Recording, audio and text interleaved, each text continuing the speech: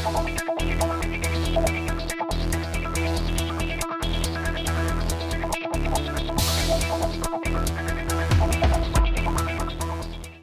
vores komponenter, de starter i min syge hjerne.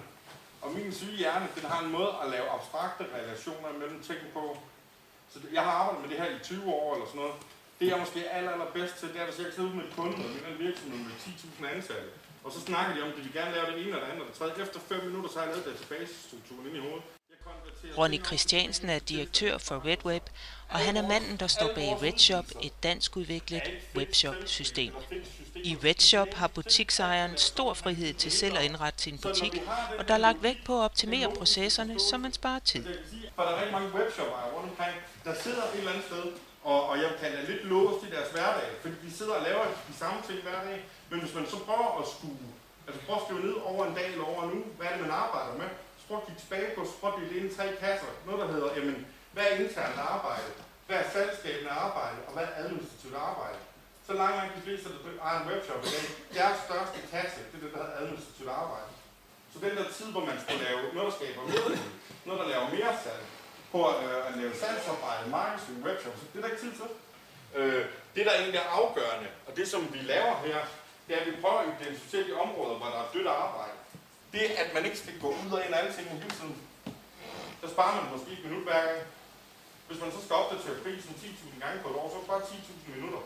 Ambitionerne for RedShop er sådan set at være det mest seriøse webshop-system på verdensplan, som kan integreres direkte i et content management system. RedShop er en komponent til Joomla, som er et af verdens største content management systemer. RedShop og Joomla er open source, det vil sige, at man har adgang til kildekoden, man er ikke afhængig af en bestemt leverandør, og man har frihed til at arbejde rigtig meget med tingene selv. For en virksomhed som RedWeb betyder open source-begrebet, at man ikke alene arbejder sammen med sine kolleger i Odense, men har adgang til op mod 250.000 kolleger, der sidder verden over og arbejder med Joomla. Ronny Christiansen mener, at der er store fordele for virksomhederne i den form for netværk. Det er sådan, så man kan gå ind og foreslå en ny feature i vores udvidelser, og så kan man vente på, at den bliver optaget organisk i udvidelsen. Men man har også mulighed for, som en virksomhed for eksempel, komme ind og sige, jamen, vi kan helt vildt godt lide jeres eventsystem, og det vil vi faktisk gerne bruge vores virksomhed. Men vi kunne egentlig godt tænke os, at det kunne nogle bestemte ting. Og så kan man i virkeligheden købe sig ind foran i køen, og på den måde være med til at bidrage til, at vores udvidelser i virkeligheden udvikler sig til det fælles bedste for alle brugerne.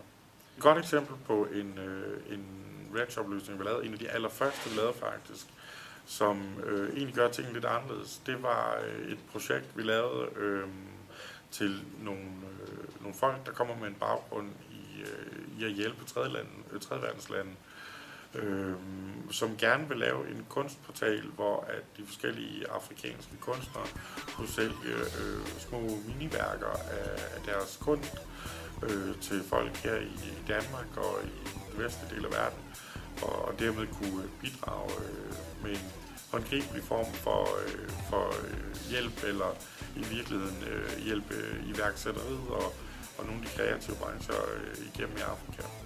Det, der var lidt pudsigt ved den måde, opgaven blev løst på, var, at de jo ikke ville benytte webshop med klassiske kategorier, men i stedet for skulle det være en webshop, der var fokuseret på kunstnerne. Og her var kunstnerne i spil som producenter, og derfor var det en anden form for hierarki, og man benyttede hele RedShop-systemet. Men også et indbygget hierarki, som er muligt at lave med RedShop. Men er det bedste webshop i verden, hvis der ikke er nogen, der kan finde den, så er det sgu lige meget. Så er der ikke meget point i det. Så hvad er SEO egentlig? Jamen det er jo det, at Google får de mest optimale muligheder for at kunne indeksere ens produktsider, eller ens kategorisider, eller ens producentsider for eksempel. Det at alle de parametre, de kommer ud så optimeret som muligt. Når den nye crawler fra Google kommer ind og læser på siden, så skal den kunne få dataen så optimalt som muligt. Det er det, man gør med søgemaskineoptimering. Den tekniske søgemaskineoptimering her. Det, der egentlig er afgørende, er, at man kan gå ned i konfigurationen, så kan man lave sådan et sæt spilleregler for hele ens webshop, og så laver den automatisk al søgemaskineoptimering i ens webshop. Så er man sikker på, at man har et minimumsniveau, der er rigtig, rigtig godt. Der er rigtig, rigtig godt. Altså de fleste af vores kunder, de ligger på side 1 med en meget stor del af deres produkter.